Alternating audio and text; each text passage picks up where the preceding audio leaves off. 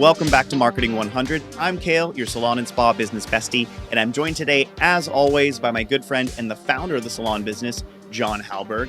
We're on a mission to bring you 100 snackable tactical marketing tips to help you level up your salon business. Today is no different. And today, John, you're surprising me. I'm excited about this. I'm going into this one blind because you asked me to. What are we talking about? How to execute promotional material inside of your salon. As business owners are trying to, promote a campaign, maybe they have a promotion going on. The intent is right. It is a strategic campaign. Everything is good and is really valuable.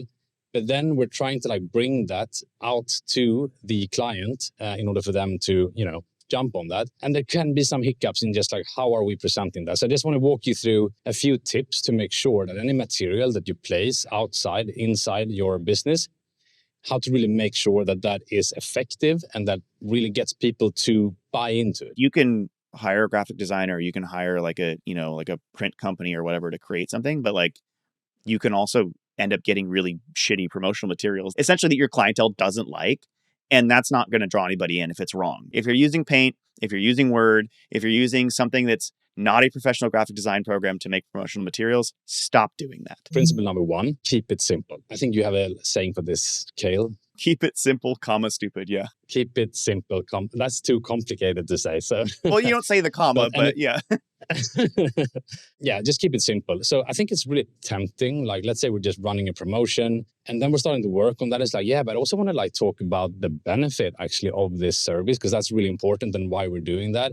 And I actually want to tell them why they should really get it as our location and not this one down the street. And we just keep adding things in that when we look at them and discuss each one by one, makes total sense, right? And they're all valid arguments. The problem is just when we get too much on that promotional material, when you try to get too many things across, people leave with nothing. In a split second, when people are just looking at that, because their head is somewhere else, right? They're maybe just on their way up to check out from their appointment, and they're giving you half a second look on that thing. They need to immediately get that, right? And understand what that is. If you can't look at something from 10 feet away and immediately understand what it's supposed to be saying, it's too complicated. It's got to be really clear exactly what that sign is conveying. It's a sign. It's indicating something to somebody. So don't make it busy. Don't make the font hard to read on the background. There's a whole science that goes into this in terms of typography and design.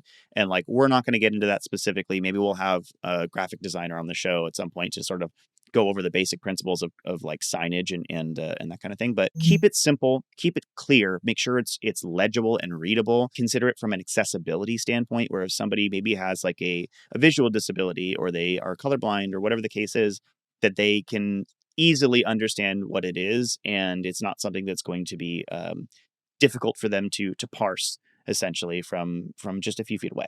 Even if your brand has a certain font and you like that and it looks cool and whatever, even those things, you need to make sure that people get it. Consider also where they're seeing this when they're standing on the street. How far is it?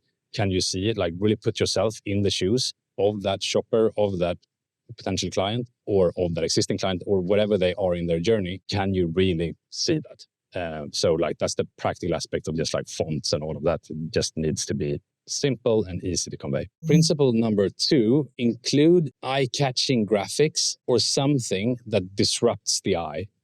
I come from a background with PNG and Vella and all of that, and we used to call that the stop effect. So you want something that visually, something that just gets them to stop.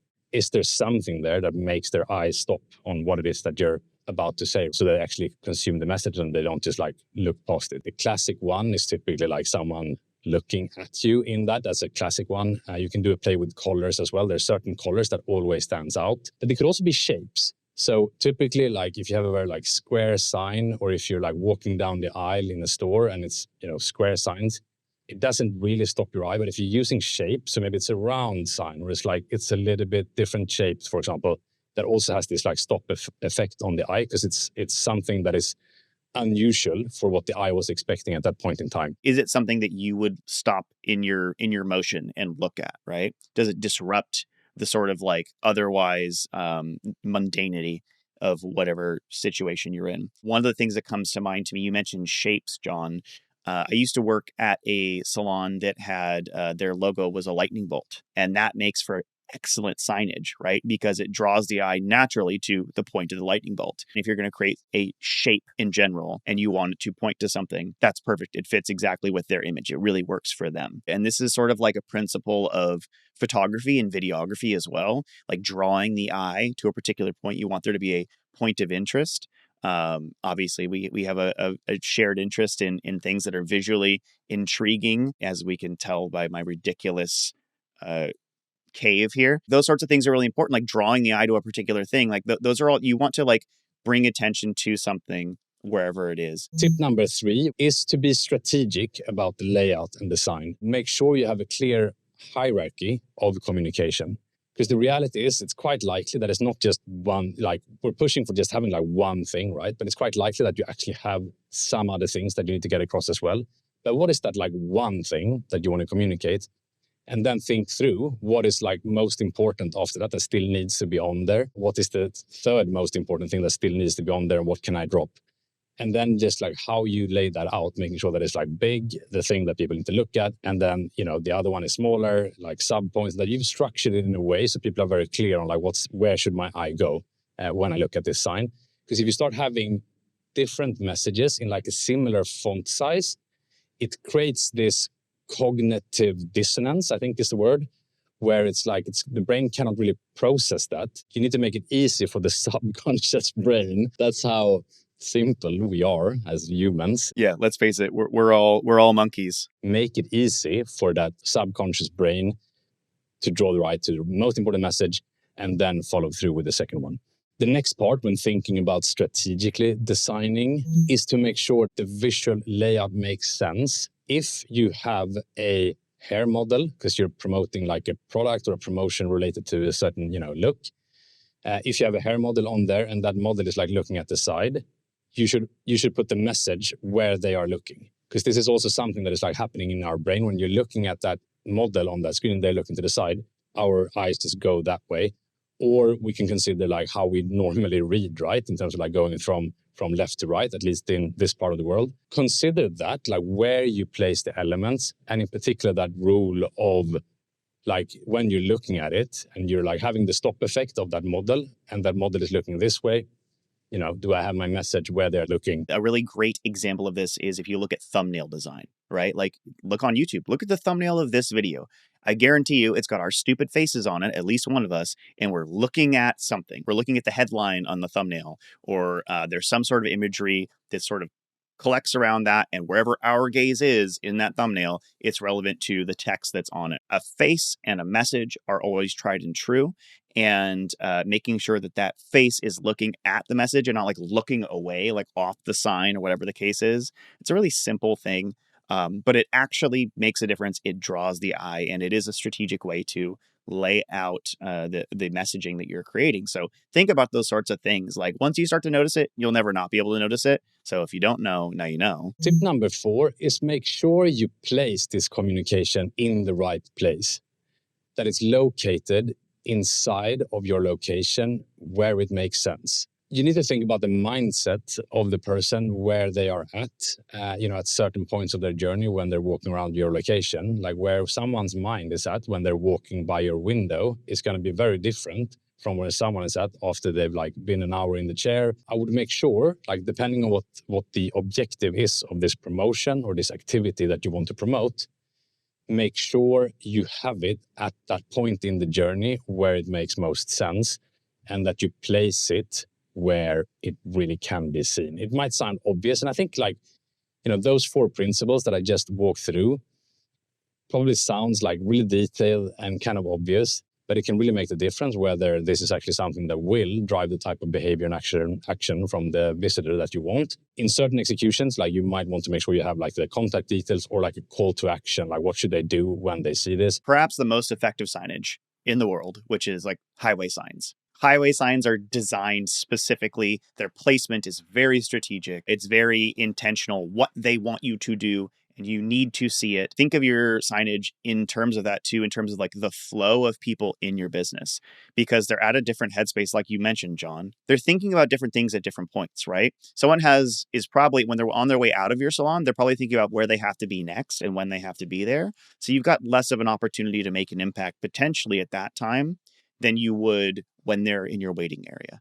Think about where your signs are placed, where they're facing, where people are going to see them when they're at that specific point of their process throughout their service, essentially.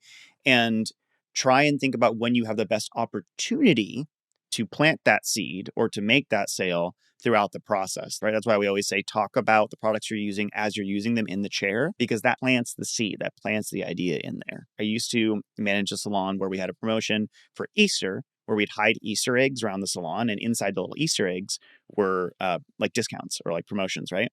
And so like every year we'd have this Easter egg hunt for like a few days or whatever around Easter, and people loved like going and looking for the eggs and bringing them up to see like what discount they got.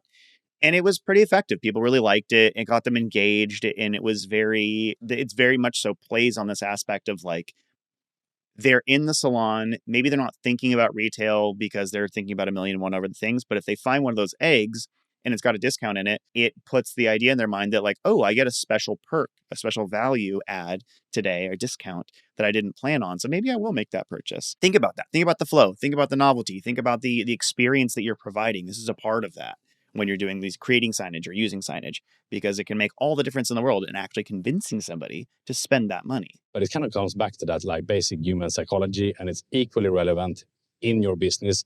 You could even take also these principles to like your point, Kayle, like your YouTube thumbnail or your like social media as well. It kind of still applies, right? So those are the 4 principles that we wanted to walk you through today.